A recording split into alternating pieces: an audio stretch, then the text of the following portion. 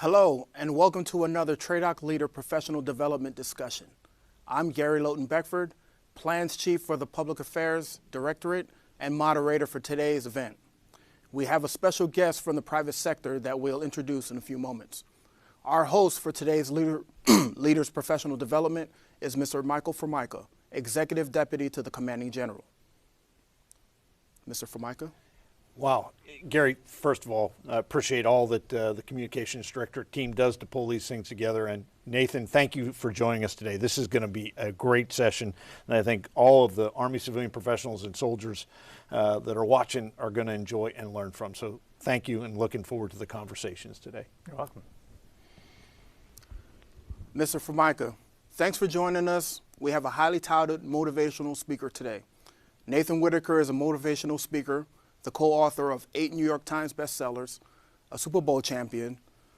Mr. Whitaker has spoken to corporations, sports teams, and trade associations across the country and world, including the Miami Dolphins, the Duke Business School's Leadership Symposium, the International School of Bangkok, and delivered numerous commencement addresses. Mr. Whitaker received his undergraduate degree from Duke University, Master of Science degree from the University of Florida, and a graduate of Harvard Law School. He's co-authored 7 books with retired NFL coach Tony Dungy, and he's co-authored 2 books with former NFL quarterback Tim Tebow. Thank you for taking time to join with us and share your personal experiences as it relates to mentor leadership. Absolutely. Thank you, Gary. Pleased to be here. Now, before we get started, I just want to remind everyone that we want you to join us on the discussion. Please leave your questions in the panel in the comment section, and we'll try to get them answered during the show. So off camera, we were talking about, and it's something for all of the entire audience to hear, but off camera we're talking about coaching and mentorship, and then what are the 2 differences. Mr. Formica, you share what, Yeah, no, I appreciate it. And I think we had a good conversation about this. And it's one that I've asked myself a number of times. And I think probably over the last 15 years or so, I began to fully appreciate the difference. And really, when you think of a coach, and we expect supervisors to coach as well, but you think of somebody that's directly involved with enabling an individual to do better at whatever their duties are or the tasks are, and is looking at them from a perspective of, you did this, have you thought about doing it that way? But it's focused on pretty much the here and now and the limitations of those duties. So that's kind of how I've learned to appreciate coaching.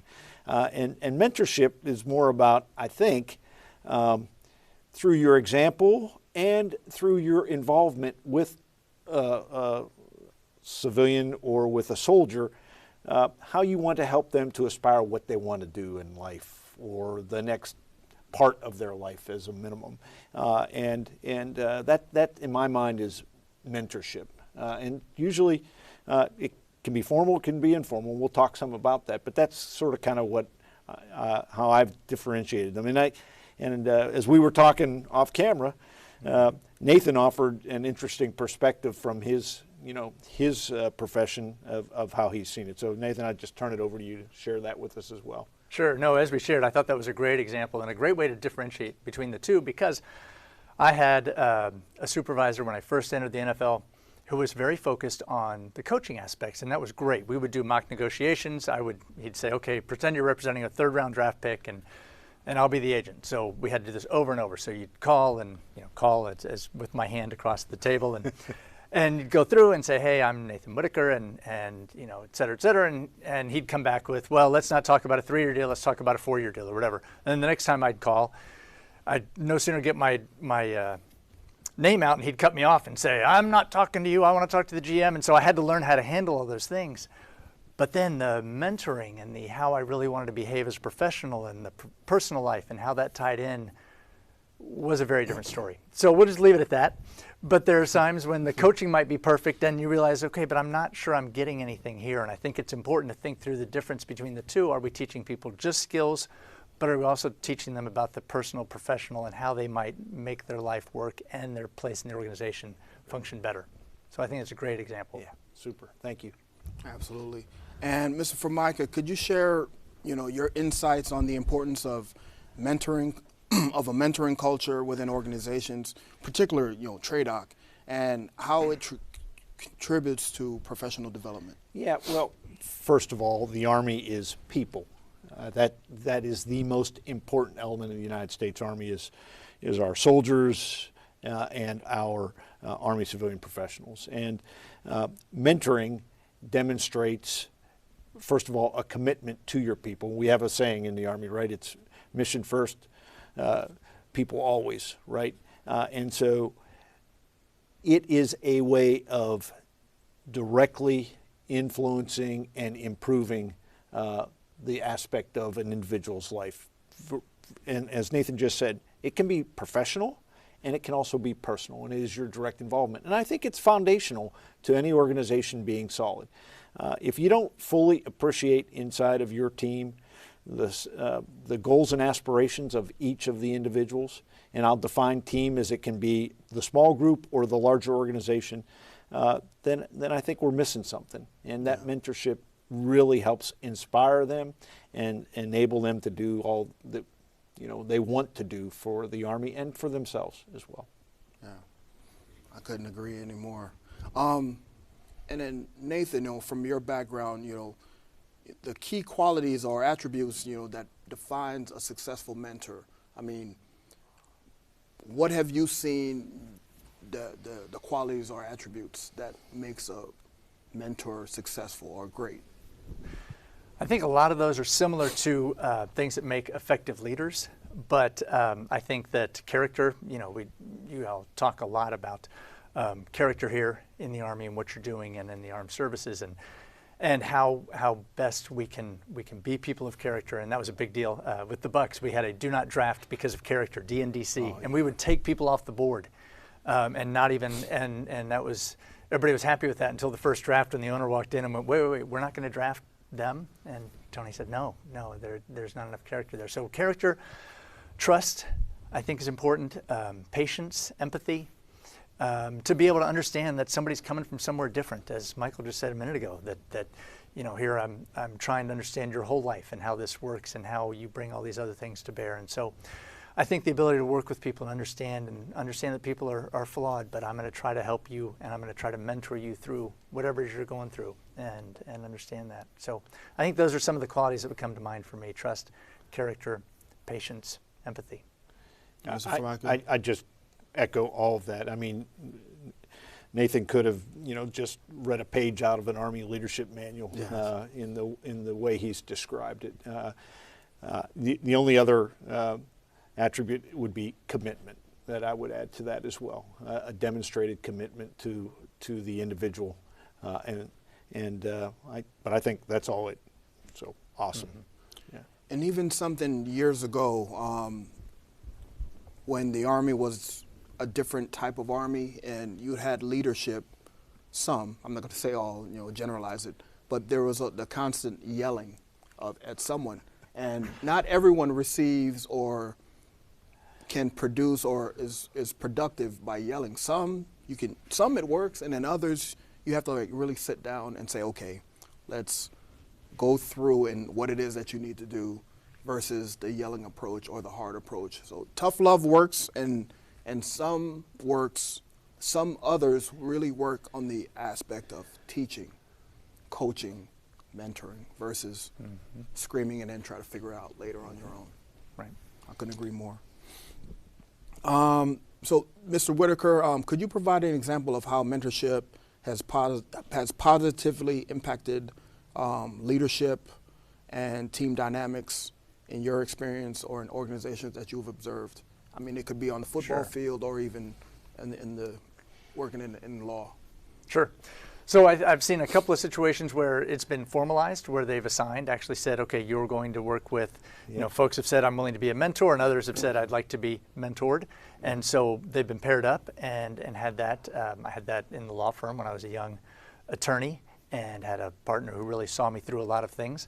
And then I've also seen it more formally kind of in the NFL when you've got Tony Dungy, who chose Herm Edwards, and then Jim Caldwell as his assistant head coach, and he started to hand off things to them, and in some ways made things more challenging for Tony, because all of a sudden he can't just call the NFL league office and deal with whatever the issue might be. He's actually going to have Herm do it, and Tony's going to kind of walk him through it, and as Herm grows and develops and all that, and of course it worked out great.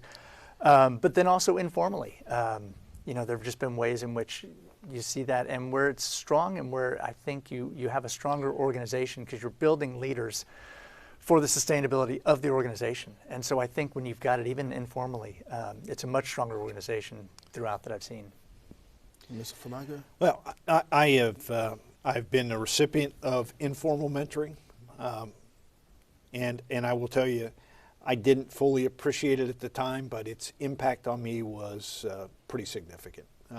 And it was just, an individual a rank or two higher than me that said, hey, look, let's just sit down and talk. And I'm going to walk you through some things that maybe your future could hold. And I'd ask you to consider it, and then let's have a conversation about it and how it fits into where you want to be or what you want to do in your life. And so that worked very, very well for me personally. And I've had the opportunity to support others. And generally speaking, and this is probably a self-criticism, they have come to me and asked, yes, versus me recognizing that I could perhaps do that by saying, hey, look, there's a young man or woman that perhaps I could assist, much like was done for me, yes, to enable them to go forward. And then the last thing I'd just share is, just from a leadership environment, I had this squadron commander once. You got 6 troop commanders. They're all very competitive as at the captain rank. And he sat us down over a lunch his wife prepared, uncommon. We weren't in a dining facility, but we went to his quarters at Fort Bliss. He sat us down and he said, okay, here's what I want you to understand. We're a team, okay? And there's a standard that I want you to achieve. And if you all achieve the standard, that's the best of all outcomes. Yes. So help each other achieve the standard for whatever the task is versus trying to one-upsmanship the other individual. And he was, to your point, he was looking at it from the organizational aspect of mentoring us to be team players and how the organization and all the 1,100 soldiers in it would benefit from team play. And that stuck with me as well. Just a very unique leadership experience in a very informal setting that every one of us then became sort of less focused on our own organization and more focused on the overall organization of the cavalry squadron. Very interesting. And I would even add that a lot more common today is you have, you have juniors coming up asking, hey, that's right, would you be my mentor? Which was very unheard of 20 years ago. It was correct, like you just had to figure it out, and now you have juniors asking, and it's like, what's this asking mentorship? But it's a role that, as an example, as a leader, you have to accept. Absolutely. So can't imagine saying no. Yeah. So, as far as Mr. Formica, how do mentor leaders effectively recover from mistakes? That's, and what role does humility play in this process? Well, first of all, I think humility is a key ingredient in this. I mean, if you can't recognize as a leader that you are fallible and you're going to make mistakes and you're going to learn from it, but you got to own up to it. And I mean, the absolute never do is attribute it to someone else or something else. Just own up to it is what I have found to be most important for my personal and professional growth, as well as what I have most admired in leaders that have been faced with similar situations. So it's, and again, I think humility is a key ingredient in that as well. Okay, Absolutely. And Nathan, do you have anything to add, or? Well, I do. I think humility is critical to leadership, effective leadership in general. And one of the things I've always dealt with, and it's my personality, but for a long time I thought humility was tearing myself down, right? And whatever accomplishments, I was the accidental author, or hey, I was in the right place at the right time, or hey, I'm educated above my intelligence, all of which may be true. But that's not necessarily humility as much as it's looking at, I have something I can learn today from Gary, from Michael, from everybody I'm running into. Yeah. I can learn today from whoever it is because they have things to offer. And so seeing that then, and then this idea of, can you trust me, right? Am I going to own up to my mistakes? Am I vulnerable enough to say, I don't have to spill everything, right? As a leader, I got to figure out what's relevant, what's not. But if I'm not willing to own my mistakes and say, hey, and as Mike said, that's powerful when somebody says, hey, that's my bad. Yeah. And I realize then, wow, I can make mistakes. Two, I can trust that person because they're going to own it and they're not going to pin it on me or somebody else. So I think it's critical to effective leadership and mentoring. Absolutely, I couldn't agree more. And then again, when it comes to team discipline, how can a mentor leader strike the difference or balance between accountability and then fostering a private or positive growth environment?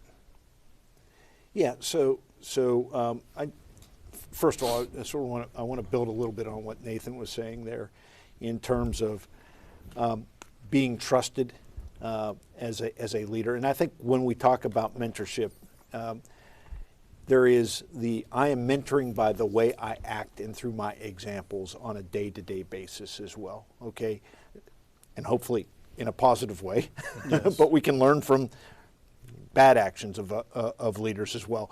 But I think that's really important. And so when you see in someone else a challenge, and it sounds like a blinding flash of the obvious, but it isn't always this way. The best approach usually always is a confidential environment in which you're going to have a conversation with that individual, non-confrontational, right, about, hey, what did we learn from what just happened there? How can you improve from this? How does it affect the organization? Have you considered?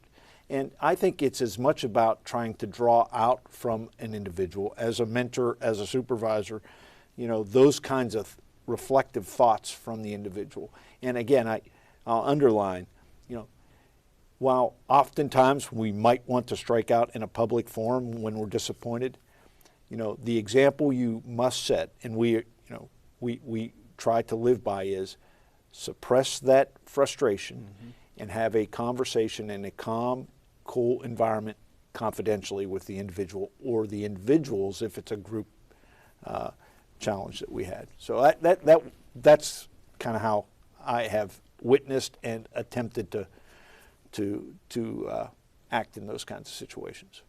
Absolutely. Mm-hmm. And we mentioned trust, and in speaking on trust, we're held to our word, and with our word and our actions comes the trust eventually. And we're often fact-checked instantly with smartphones, and it's what you say, and it's like, people pull up the phone, it's like, oh, okay, you see the head nod confirming, or it's like, this guy doesn't know what he's talking about. Right. Something that in my military experience when I was in, and a mentor told me, was your platoon is not your platoon until you're referred to as my LT. Because you go from being the LT to all of a sudden the transition comes my LT or our LT. That's my experience of team discipline and the conveyance of when trust comes in, and then you've become now the example, mm-hmm. as opposed to the new guy. Yeah, no, I couldn't agree more. Yeah. So there are notes that I have here, because all of what we have to talk about, I wanted to gather it and make sure that we touched on it. But for Nathan, could you share with any strategies or techniques that a mentor leader can use to inspire their team members to follow them willingly and perform their best without resorting to intimidation tactics? Right. So I think it ties into everything we've been talking about with trust, with vulnerability, with the like. Intimidation works, right? It works at some level. I mean, I will do whatever it takes to avoid the pain. If you are intimidating me, if you are right, I'm going to do something to make this moment end, whether it's physical pain, psychological pain, right? But as soon as you take your thumb off me, I'm going to escape, right? I'm going to do whatever it takes to avoid this. If it means I get out of your command, if I do it, whatever it takes, I'm gonna make sure I don't run into you in the hall, whatever it is. So intimidation works, but only for a very, I think, short period, and it runs out. And so as you talked about earlier, with differing coaching styles and us, I think it's been progress to get to a place where there's more collaboration, there's more teaching, there's more understanding versus the old yelling and at least that's my own personal, because I played 2 sports, neither one terribly well in college, and didn't respond great to. I needed kind of somebody to walk alongside me and pat me on the back, and so when I got yelled at, it was not a great. I didn't flourish under that. So I think all those things are helpful. Now, what does it take? I think it takes a lot of the same things that we see in effective leaders. I think mentors who explain the mission, right? Explain, here's where we're headed. Here's why this matters. Here's why we're a part of this team. And we saw it. I saw it with one of the teams I was with. We had a fantastic season, and we fell a game short of the Super Bowl. And the next day, got an email from the owner saying, unfortunately, this season didn't work out as planned, but hopefully next year, we'll be successful. And I thought, this is so deflating, right? We went 14-2. We won we fell a game short. An amazing season. And to say that was a failure, that means 31 of the 32 always fail. Yeah. And then if that's your mission, then how does somebody in the accounting department ever find any sort of mission and passion and whatever it takes to buy into? And so that kind of made me step back and think, all right, what's a better mission? How can we do this better? And thankfully Tony and some others did. But it's this question of how do I get people to embrace it, to buy in, to want to be a part of this, versus then if there isn't, then I'm just going to intimidate them and make them and force them. So a long answer to that question, but Gary, I think there's a lot of things underlying it. Absolutely. And the bad image that can be portrayed from intimidation, as long as it's scaled and measured, as like you said, it can be effective. But if it's your go-to and you're only, every problem is a nail, you're the hammer and you're coming in, I mean, it's only going to work for so long. And that's different than, sorry, I didn't mean to jump in, but different than the accountability that Michael talked about a minute ago, because that's important, right? We have to have, we talk all the time about fail early and often in business and whatever, and well, if we're not learning from the failure, then it may not be helpful. And so that accountability is a sense to say, okay, we're going to try to grow, we're going to try to get better, we're going to try to be better tomorrow than we were today, and so what do we need to do for that? And I'll sit down and talk to you. And so, but if it becomes, I'm getting hammered, and I've become the nail to your hammer, then that's different than being held accountable and getting a chance to grow. So anyway, sorry. No. Let me just add on a little bit here. I'll say this with complete certainty. I don't think there's any justification inside of training and doctrine command, headquarters, or perhaps the centers of excellence, with the exception of possibly the challenges that drill sergeants have in taking civilians and making them into soldiers, for there to be intimidation. Right. Okay. There are episodes in combat in which that may be necessary, but in this environment, not needed. I think what is most important, and the intimidation that I'd be referencing would be like, I'm in your face and you're going to do it or else. What we tend to do that is intimidation also is hold something over your head, okay? And I think the first thing a mentor and a leader needs to ask before they do that, and hold over your head is, I asked you for this, you failed to provide it. That, therefore, your rating is going to suffer. The first thing would be, okay, did I clearly communicate my expectations for whatever it is? Okay, did you fully understand them in that communication? Did you read it back to me? And have I set you up for success with the resources, perhaps, and the time that you need to do it before, we get to that conversation? And once we have an agreement on all those things, then I think there's, we should be at a point of trust that I trust you to do what we've agreed can be done in the amount of time. So again, I think in this environment for this audience, exactly. I think we should appreciate what intimidation could be and how to avoid ever having to use it as a supervisor inside of this environment. And again, from a mentorship perspective, for peer mentors, we talk about that, and for leader mentors here as well. I think it's how you exemplify these things, that is how you are mentoring others in the process as well. Absolutely. And Mr. Formica, Ms. Whitaker, in your view, what is the secret? I don't know if there is a secret or not, but what is the secret to building trust and rapport among mentors and mentees, and then how does that contribute to having a successful mentoring culture?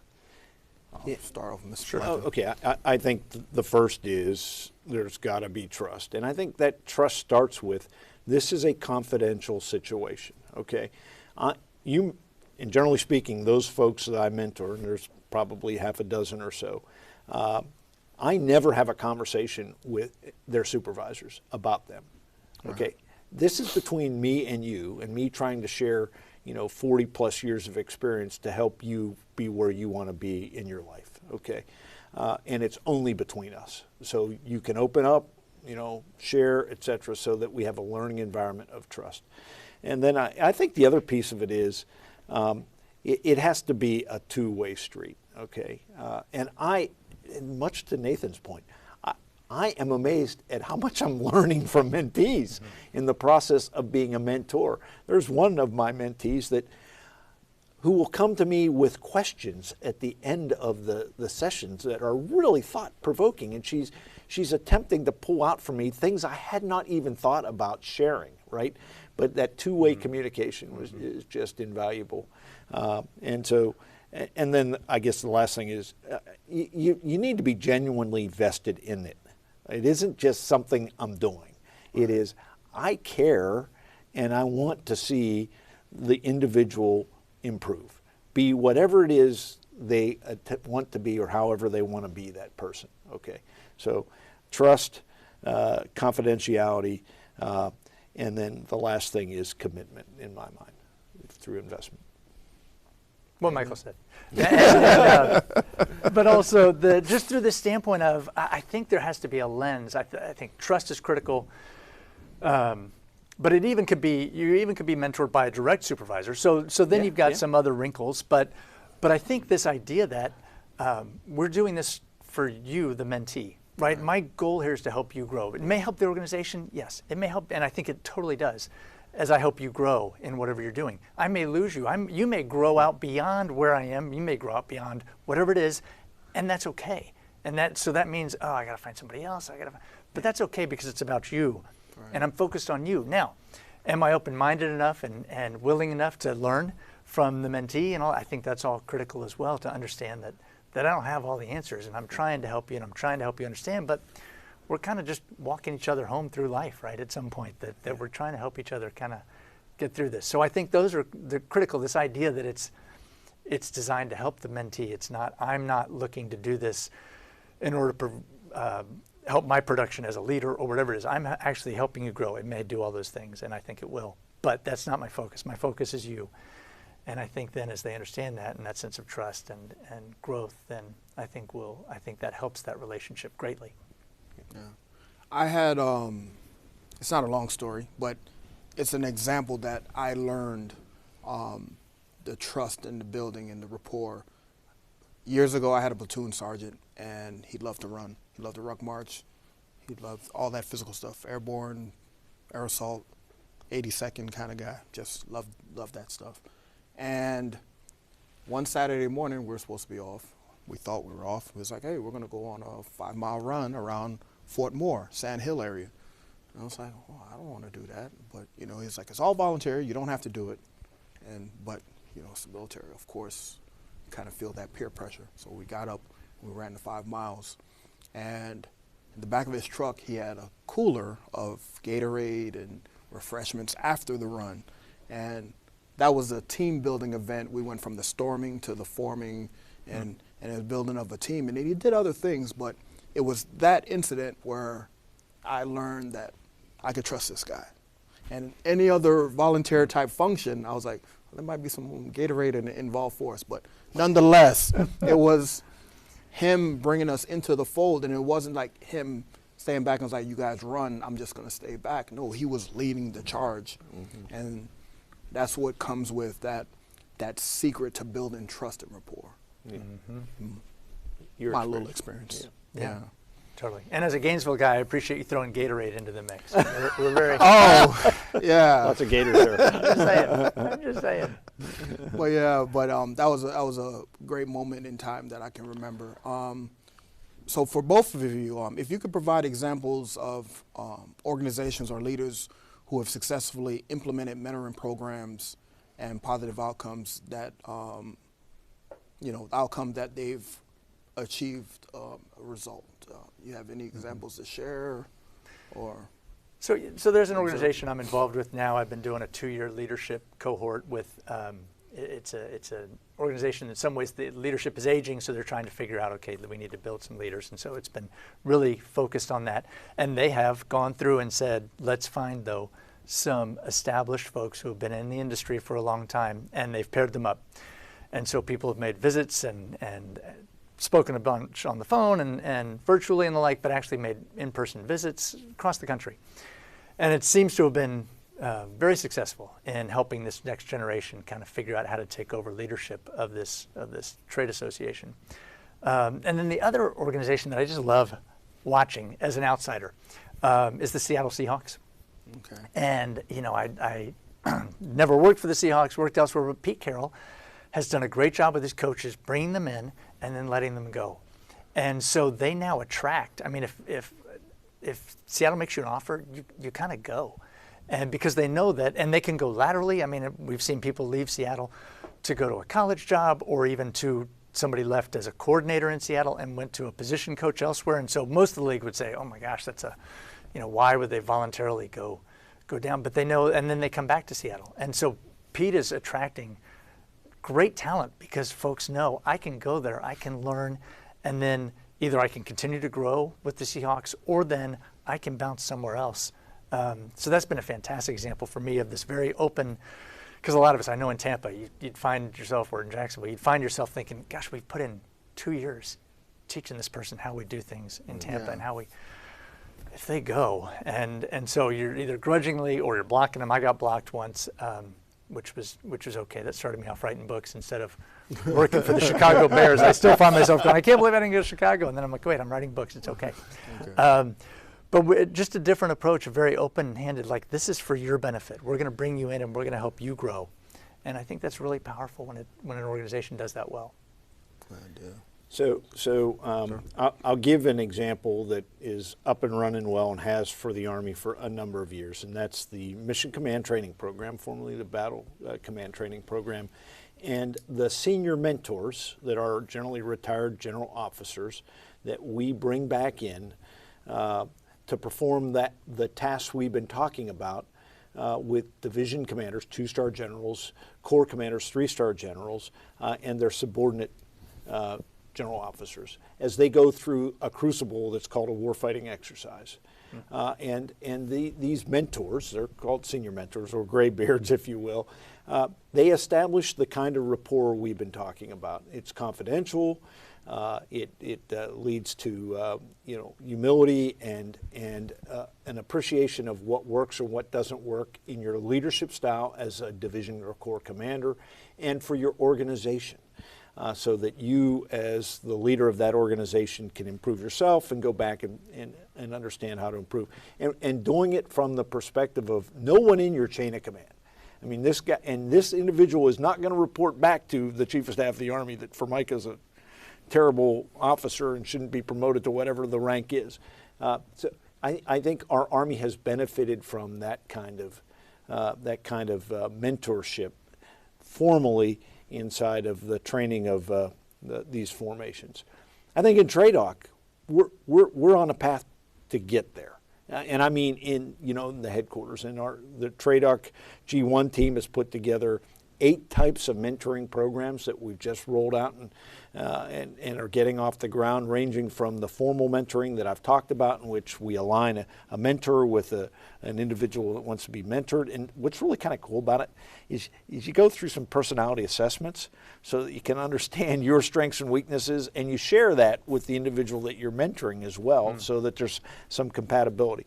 All the way down to reverse mentoring, in which a subordinate can come up to Formica and coach me on coach word, on some things that I'm challenged with. They always use the example for us old folks, or technology as an example, and perhaps provide some insights from a bottom up about life inside of TRADOC and what could be better from their perspective. So I think there's an example of how the Army and Training and Doctrine Command with the Senior Mentorship Program has worked, and I think we've done some reflection inside of ourselves, and I think we've established a program that will improve over time in the 8 various types of mentoring that we want to build inside of Training and Doctrine Command as well. Absolutely. And while we're talking, question came up from Facebook, and it's, I'm a retired military. How do I move forward with mentoring young women who want to serve? Yeah, so Put that in your direction, sir. no, that's. I think first of all, it's a wonderful question, and I appreciate and would assume you're a soldier for life, and this is exactly what we would hope our retired community does: is reach out to, and I would. The first thing I would say is make sure there's a clear understanding of what that service means in the Army from your perspective, or we can re-green you, if you will. What are the gates that an individual needs to get through to be accepted into the Army? Okay, through recruiting and then into basic combat training or the officer corps, and understand through that individual's perspective where her strengths and weaknesses are, and perhaps what are the opportunities to improve those, whether they be physical or they be in test taking or whatever it is. And then I guess the last thing, and I don't know if the retired individual is a female or a male, but I think it's really important, if it's female, to share firsthand understanding of what service in the Army may have been, where it is, and where it's going in relation to females in all the combat arms, given equal access and advantage to, not that we don't have things we need to improve and we're committed to it, but we are committed to it and to inspire as well. Absolutely. Great question. Okay, that's one there. And this is for Mr. Formica. So how can TRADOC and its civilian professionals begin to cultivate a mentoring culture effectively? And then what steps? I think you mentioned the cohort program. I'd ask, and we have a civilian human resource directorate homepage, but go to the page and look up the opportunities that we have, and they're displayed because Nathan was coming. Sort of kind of made this the month of mentoring. They're displayed prominently throughout the headquarters as well, and reach out to the leadership run by Ebony Murray, and we'll help get you down that path. Break. I would also commend that there's an opportunity for your supervisor, you to reach to your supervisor or an echelon above your supervisor. I know every GO and SES in this command is committed to this, and they'd be willing to support if you're interested to doing this. I guess the last thing I want to say on this is, and Nathan and I had a conversation earlier this morning, we are committed to improving the skills of our supervisors inside of Training and Doctrine Command, okay? And so the supervisor development course and civilian education system are there to help supervisors be the best that they can be for our Army civilians. And a reflection of that is the genuineness and the comprehensiveness of the individual development plans that every Army civilian is supposed to have, which should be tracking a course for the next 3 to 5 years, what they want to be, where they want to be, what developmental opportunities they want to have, etc. And so if that's happening, I think we're on a right path. And so we're doing the dipsticking to see what percentage of us have IDPs, but that doesn't get at what is the quality of it. And so I would just challenge every supervisor and Army civilian professional and soldier / officer, non-commissioned officer to take a hard look at those things as well. Thanks. Absolutely. Yeah. Thanks, sir. I have a question to ask because it has anything to do with mentorship. I mean, even though we're on mentorship, but it does. lead into writing, and what goes into writing a book, and what feedback have you gained back from writing even more books? My thing. I know it's not something that's along the mentorship, but when you write and you put your heart into something, it does affect other people positively or in some kind of way. We hope. We hope. Right. We hope. That's the hope. But what led you to write your first book and then your subsequent additional books? So the first one was, it actually was this exact topic, is that I had been in some great situations and some really tough, toxic situations. And toward the end of my 1 year with Tony tells everybody we worked together for 2 years with the Bucks, and I remind him it was one really, really, really long year. But toward the end of our year together, I just said to Tony how much I appreciated him being the way he was throughout the rest of us are terrified, then we're relieved, then we're terrified, week to week, whether we're winning or losing, and what we're reading in the paper. And Tony said, Nathan, I think sometimes God wants there to be a circus so that people can see there's another way to react, that this is something bigger I'm a part of. It doesn't matter what's happening today, that this is, and he's got this kind of horizon he's looking out toward. And he said, my job is to coach this team. And today it's this team, and tomorrow may be a different team, and I'll figure that out then. And so that started me on this thought of, I've got so many friends who have really, really ineffective leadership they're dealing with, and they could help by hearing Tony's story. And so that was it. So it took me 3 years to talk him into it. Tony said, I got nothing to share, and nobody wants to read it. So it took me 3 years, speaking of humble, took me 3 years to talk Tony into it, which is a nice way of saying I was unemployed, having been fired by the Bucks and was trying to figure out what was next, and passed up an offer to go to the Seahawks, which I then looked back and kicked myself. But then Tony finally, I talked him into writing his memoir. But then I still had this thought of, which has a lot of leadership concepts, of course. But then we kept talking about leadership, and finally the publisher came back on the third book and said, what do you think about leadership? And Tony said, I don't know if I have anything to share. And I said, Tony, I've got 3 years worth of notes of your leadership and why it matters. And so anyway, that's a really long answer to say, though, I really wrote the first book feeling like it maybe could help a handful of people. And now that first book has 3 million copies in print, and Tony still gets, I got a call not too long ago for somebody who said, I realized I was being a terrible husband. And I read your book and realized, and you're thinking, wow, I didn't think in 2023 I was going to get any sort of thank you for something we did in 2007. So anyway, really long answer. It's very affirming, but it also really matters to me, the message, right?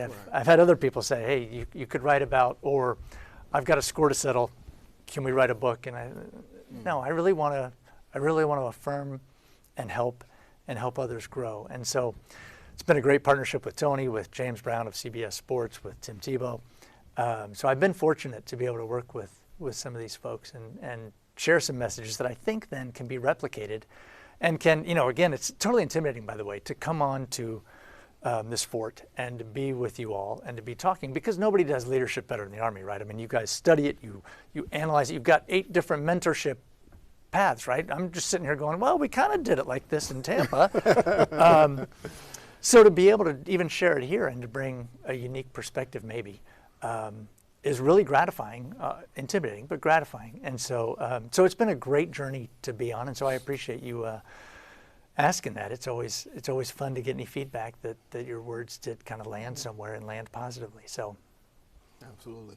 And looking at team sports and even the military, there's really not that much difference as it comes to leadership and mentorship. It's just a different approach, or just knowing that in the military there are lives at stake, and whereas in sports and team sports it's a championship, or in some cases a job that's at stake.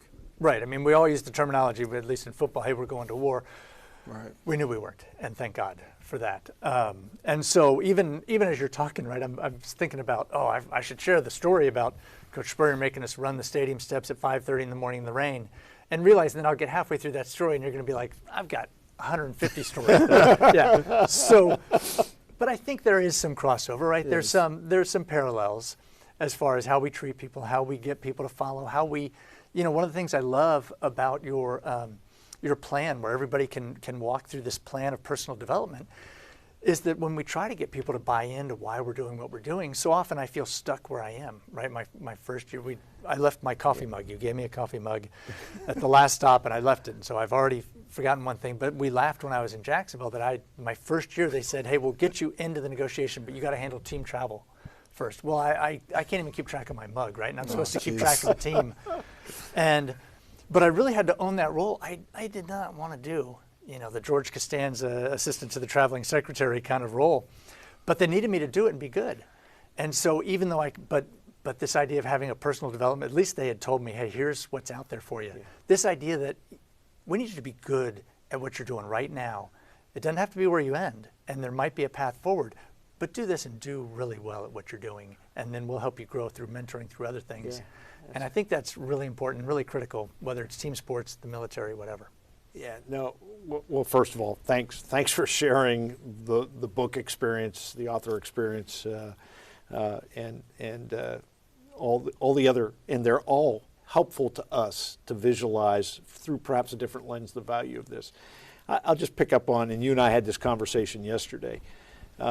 You spoke earlier about character being the number one ingredient for Tony Dungy, and we absolutely believe that. As I shared with you yesterday, it's character, competence, and commitment, and they are in order of priority. We want individuals to be individuals of character in the United States Army. And the competence is really this individual development plan. How do I demonstrate to you that I want you to be the best that you can be in the tasks that you have, and where do you want to be, and how do we set you up for that? Because you might not want to be static. And I really appreciated your statement that I might develop you to the point that you leave this organization. And we see that frequently. And the selfless thing to do on behalf of the organization is to do just that, to get you to the point where, it's time for you to do something else, and perhaps it's the Pentagon or it's in a subordinate command inside of TRADOC. But that's the best thing for the Army and for you professionally as well. And then, as I shared with you yesterday, I think there's a direct relationship between those two. If you operate in an organization that is values-based with individuals of character, if they demonstrate their desire for you to improve your competence, then they will be committed to the organization more fully than operating in a terrible place with people that don't care about you at all. Yeah. So that's I think the similarities are there as well, and I appreciate how you have shared your perspectives with us. Great. And it lends itself to what you're both saying. Young company grade officers, they want to command immediately, soon. It's like they get you get pinned the railroad tracks, the captain bars, and it's like, I want to command, and you're told you have to do something in your mind that's less desirable, not knowing that it's in preparation of when you do take that seat. You understand the administrative roles, you understand the logistics role, you understand communication roles. And I don't want to work in the S1. Why? I don't want to work in the S4. That's logistics. Why? Not knowing that your leader, your boss, your mentor is preparing you for the time when it comes, and you have to know what a flipple is, or what a UFER is, filling out those monthly reports. So there's always something, you're doing something, you may not see the positive end result in your mind, but the mentor, the leader, sees all of that, sees that 5 moves ahead for you to where you don't have to think about it. And you don't realize it until you've done it, and then you get into that chair and it's like, oh, now I understand why I had to do X, Y, and Z. They were preparing me for this. So I agree with everything that you said, and offer, because I lived the same life, and I think you have as well. We will better serve all if the mentor is forthright and saying, look, these are the things I think you need to do to set the conditions for you, okay? Versus, the hidden hand pulling the strings, making things happen. Then you get the other end and you have the epiphany. Oh, that really worked out well. I get it. So I think that's the challenge that we all have, is to be more direct in communicating some of those things. And as I admitted, I think looking down inside the organization and identifying individuals that perhaps could use. At first, you see have the attributes that you're looking for, and B, that could use the mentoring to advance and build that relationship. I think is something that we can all do better at, and so that it isn't a surprise at the end of company command. Oh, that's why I got all that experience. But Absolutely. That's where the Army was. That's where perhaps TRADOC is, and we perhaps can get better than that. Absolutely. So we're coming close up to the end, and I just want to go ahead and tie everything together. And to the audience that's viewing, thank you all for taking the time to join us today and sharing what mentor leadership means to you. And let's go around. Any final thoughts, Mr. Formica? No, I want to thank Nathan for traveling from the warm weather of Florida, Gainesville, up to here to share with us his thoughts and his perspective and experiences. Very, very helpful to us as we launch off this campaign, this month of mentoring, if you will. And again, hats off to you, Gary, for pulling this together, okay? You've been a great architect, and you've helped us all in this dialogue, and the communications director for supporting the command with these kinds of activities on a routine basis. Thank you. Thank you, sir. Thanks. Mr. Whitaker? Yeah, so just one last thought, I think, on the whole mentoring-mentee relationship. And I think it's just important for both of them to enter it with this idea that we can learn and grow, as Mike talked about earlier, this idea, and I'll try not to drop Gainesville. We're at the end. I'm only going to drop Gainesville one more time. But good buddies in a band, Sister Hazel, that's out of Gainesville, a rock band, have a song, Change Your Mind. And if you want to quit fighting the same old battles with yourself, change your mind. And this idea that we can all learn at whatever stage of life we're in. And so I think so often as a mentor, we think, okay, now I'm going to do you a favor and help, whatever. Some people come into that, and that's okay, because you are doing somebody a favor. But you're also going to get something out of it, and you're going to have a chance to learn and grow. And to the extent we can realize that there's a good chance I'm going to learn today from everybody I run into, that's a really freeing place to be. And so I think for mentees to be open enough and brave enough to say, I'd like to be mentored, because it does take a little bit of courage to reach out and say, would you be willing to, and hope that they answer in the affirmative. I think there's some open-mindedness that needs to come from both sides, and have this idea that we all can change and grow and learn together. Absolutely. Thanks. Thank you all again for joining us, Mr. Formica. Thanks for sharing. And before we sign off, just would like to say we've heard effective mentor leadership and its effect on the private and public sector. Mentor leadership is a method for developing the best leaders of tomorrow. It's an important and critical piece for any organization's mentor leadership program. Learning from seeing, learning from doing lends itself to networking, and sponsorship mentor leadership comes with a great network of leaders. The mentor can push a high-performing mentee in the direction of other leaders who can help develop and manage that growth. And we'll be back in a few months with the next LPD discussion, so please stay tuned on the TRADOC social media platforms for the exact details of that LPD. Thanks again for joining us, and as always, victory starts here. Cool. Very good.